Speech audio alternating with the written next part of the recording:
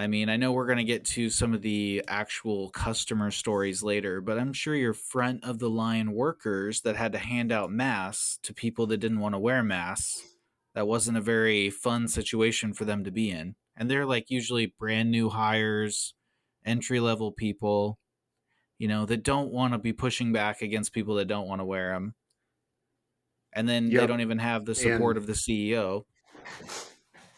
well, I mean, yeah. So we'll get more into this too, but going through COVID in a grocery store was just insanity.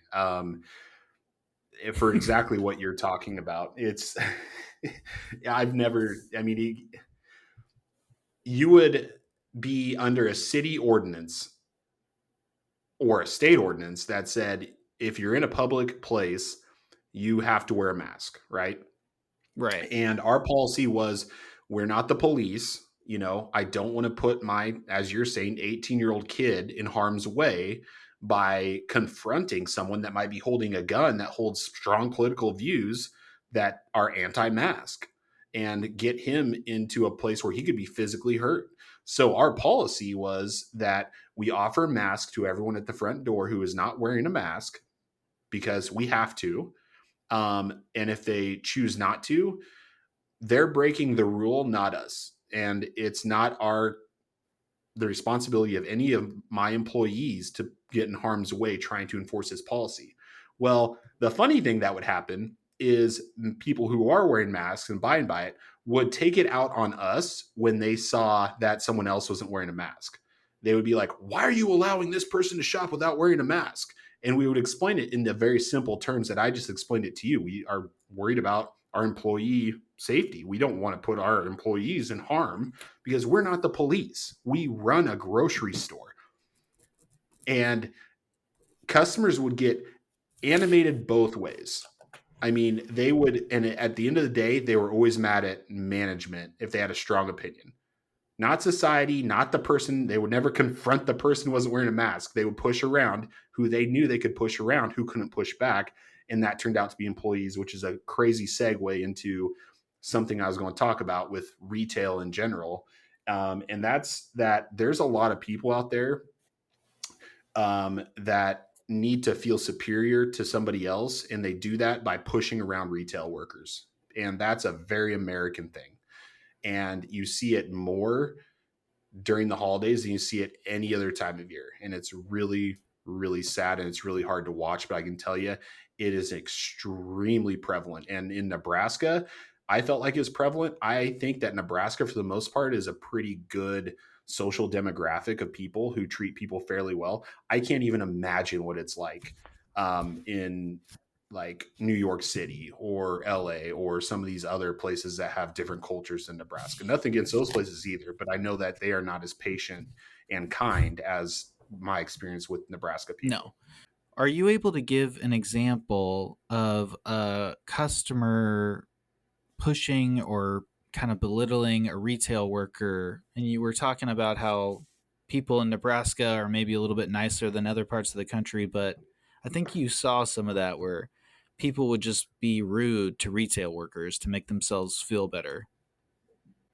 Oh yeah. So the example before we kind of cut away and it kind of cut out that I was going to give is like I saw so many times something very minuscule happen, like a price was wrong or we're out of like a certain type of spice or something a customer's after, and that customer will turn around and take it out on my brand new cashier up front who has been working all the week and is a high schooler, like a literal minor, and just start pretty much verbally assaulting, and bullying a high school kid.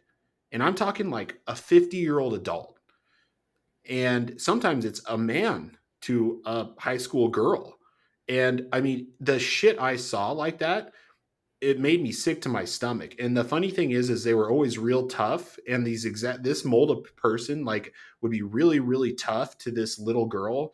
And then if I walked up, the whole tone changed and it was very respectful and everything else. They're looking for someone to push around because they have to find someone to push around to feel better about themselves.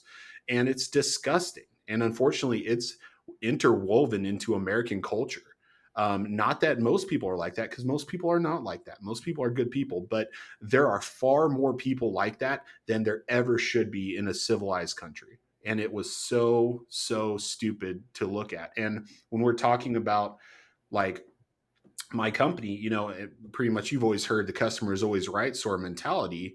Well, my company was especially like that because it was completely the whole foundation of my company was customer service. Customer's always right, no matter what.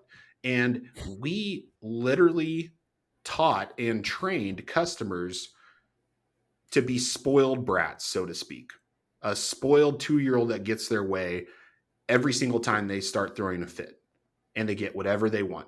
And that's the culture that we create in America by this whole fucked up nonsense that the customer is always right.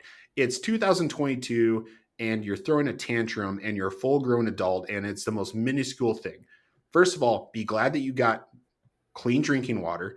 Be happy that you have a roof over your head. Be happy that you're in a grocery store and can afford to buy these groceries, and calm the hell down that a price rang up incorrectly and it's 20 more cents than you thought it was. Because you know what?